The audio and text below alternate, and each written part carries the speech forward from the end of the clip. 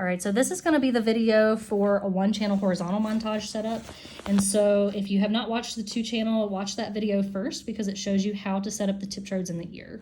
But this is going to be your better montage to get an ECoG response. And so I just want you to see some of the differences here. So we've got the right ear and the left ear on our 2-channel and our vertex and our ground. So when we switch to a 1-channel, the ground electrode is going to go in the same spot. So I'm still going to line it up with the ground here. The difference here is going to be, we're going to have a test ear and a non-test ear. So we really won't be using this vertex electrode at all. We don't need that because we're going to use these two for the test and non-test ear in our horizontal montage. We're measuring between ears versus ear to forehead. And so say we're testing the left ear. I've got the left ECoG cable. It's going to go on the nape mastoid. This one is your test ear. So if I'm testing the left ear, that's the one that needs to go in this port.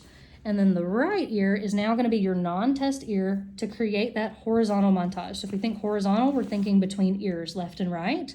So again, we don't need the vertex one for this. So the tricky part about this is when you have the 2-channel setup, you can just run the right on this system and then you can run the left and you're done. Here we have to make a change in between. So if I'm testing the left ear, I'm set up here. Once I'm done with the left here, I actually have to come in and swap these around. So I'm going to swap my left and my right around. And again, these are kind of hard to slide in here.